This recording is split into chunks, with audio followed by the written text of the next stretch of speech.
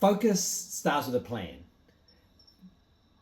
We've got to think about focus differently than sometimes, I guess, how maybe your school teachers taught you about it, or maybe if I think about when I was growing up, how my parents talked about paying attention or focus, that somehow focusing is like a switch in your head. You can turn it on. I'm going to focus, or I'm going to unfocus.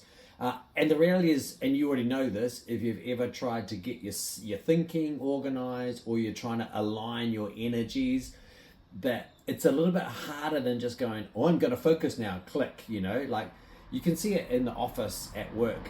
People arrive and then there's cups of coffee and chit chat and open the laptop, and some of that's the ritual of the morning, and some of that is people not actually being able to easily switch to focus.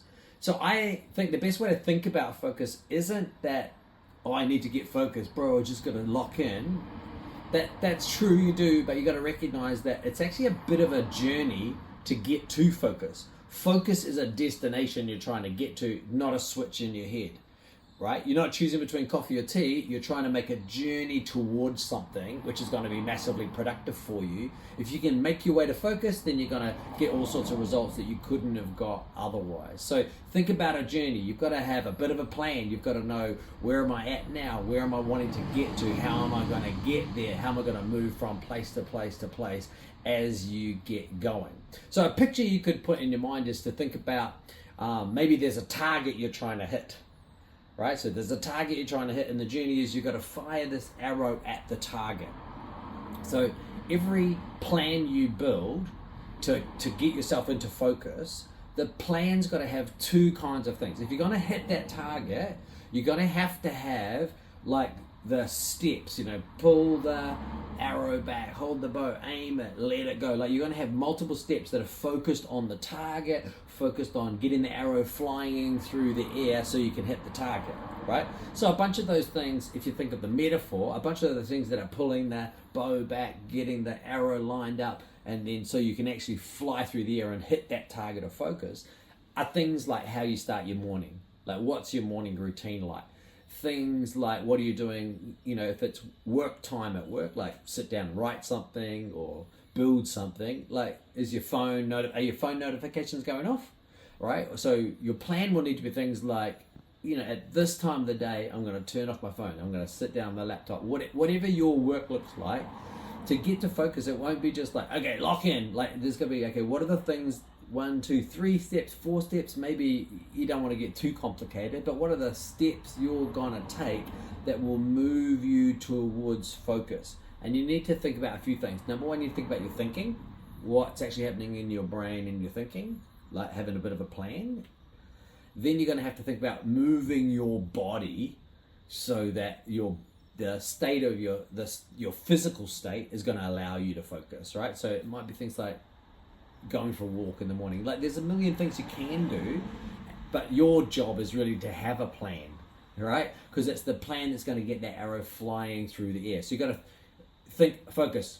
First thing is your plan's going to have a whole bunch of things that you're going to do, but the other thing that most people's plan never has is you've got to remember that in this battle, or whatever it is that we are fighting with your bow and arrow, right? So maybe let's pretend they're toy bows and arrows you're playing with your buddies, so that we're not too violent. But like your plastic bow, you're pulling it back. There's the other thing you got to think about in your plan is not just how am I going to get to focus, but how do I avoid the enemies, right? If we think about focus, we think about your plan. Your plan's got to include, how do I minimize all the distractions, right? So if you've got an attack plan, how am I going to get to focus? I'm going to make this journey to the destination focus. I'm going to hit the target, right? But also, how are you going to manage distractions, right? So how are you going to protect yourself, shield yourself from the distractions? Now, are there going to be distractions if you're trying to focus? 100% of the time, there's going to be things trying to distract you, things trying to get in your head.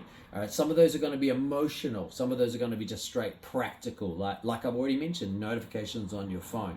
I can remember a time I was at work and I was proper stressed. Like I'm a slightly wound up guy, but I was properly stressed. I had lots and lots of stuff to do, and I I was working for an organization where I had a pretty senior role, and we had stuff going on in terms of our legal structures were changing, and there was stuff that had to be changed with how we were registered at the Inland Revenue, the tax department here. So like I had all these things that I had to do, lots and lots of things, lots of different sorts of challenges that aren't really they're not my natural game. Like I had to write two different letters to the IRD. I had to, there's a whole bunch of stuff, and it was all actually just swirling around in my head. And it was like 11 in the morning, and I literally had got nothing done all day because I had so much to do, and I couldn't get focused because of all the practical distractions, but also because of how I was feeling in my body. Those feelings of anxiety makes it almost impossible for your brain to get to that point of focus. Anyway, in the middle of all of that, I get a phone call from my dad. My dad is like the wisest man in the world, right? He's even got a grey beard. He's epic, right? He rings me up and he says, "Hey, how you going?" He's just touching base. And I said, "Oh man, crazy day. I've got all these things going on, right. I haven't got much done. I'm really stressed, right. And he could probably hear it in my voice. He knows me as well as anybody knows me. And he just said, "Oh, you need to stop. You need to go for a walk." It was 11 in the morning. He's like, "Go for a walk, get some lunch, walk back to the office. When you get back to the office, take a piece of paper out of the photocopier, sit down, and on that piece of paper, write down everything you have to get done. All of the things that are in your head, write them all down on the piece of paper, and then look at them," right? Then he said, "Put a line under the ones that have to be done today." And then he said, "Don't do anything else, just do those things that have to be done today, and then go home. If you get it finished by 2 o'clock, if you get it finished by 10 p.m., whatever time you finish, that's when you're going home. You're not going home till those things are done, right? But only do the things that have to be done today. Then leave the list on your desk for the next day, right?" So I did it.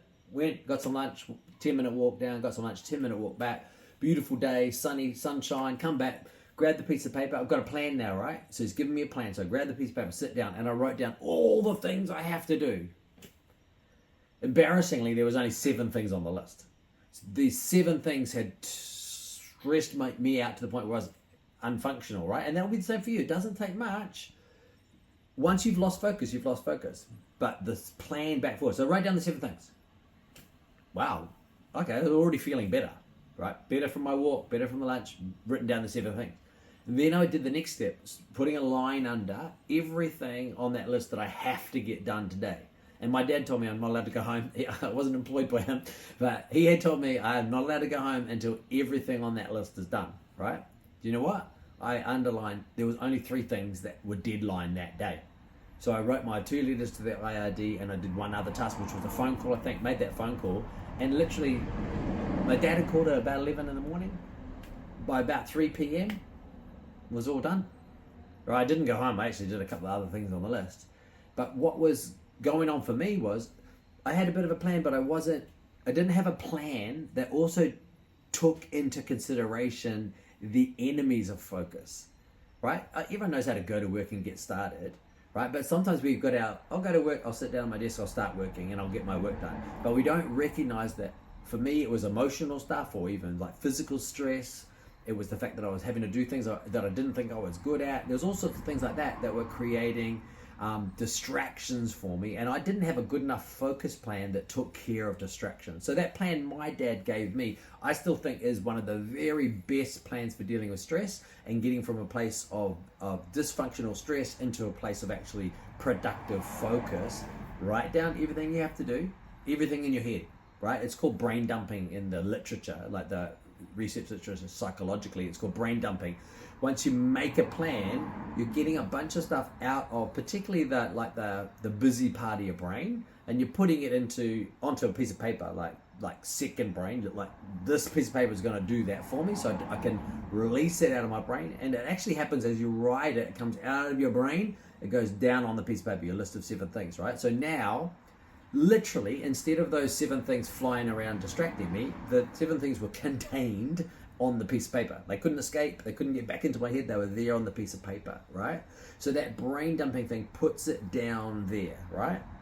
So having a plan that takes care of the distractions is a real critical thing, right? So, and again, the thing you're doing is brain dumping, and it's part of your plan that's got to include this. What am I doing to minimize distraction, right? The other thing to recognize as well is that when you do that, you just free up more space for you to actually work, right? Take it out of your head, you're freeing up more bandwidth in your brain, or however your brain works, just more space in your brain to do the actual work, right? So again, focus is not a switch in your head. It's a journey you've got to get to. You've got to move your body there, you've got to move your mind there, you've got to move your emotions there, from waking up in the morning to now I'm focused and productive and doing my thing. And you need a plan to do it. Your plan has to be things that are going to encourage focus, and your plan has to have methods in it that will reduce distractions. So I really hope this is helpful. We've got a bunch of ideas that we want to share around focus. We'd love it if you gave us some feedback in the comments, feedback in the chat or whatever. Or if you had questions, we'd love that. But our goal is to try and be helpful. This is stuff that we've learned the hard way. So hopefully it's helpful for you.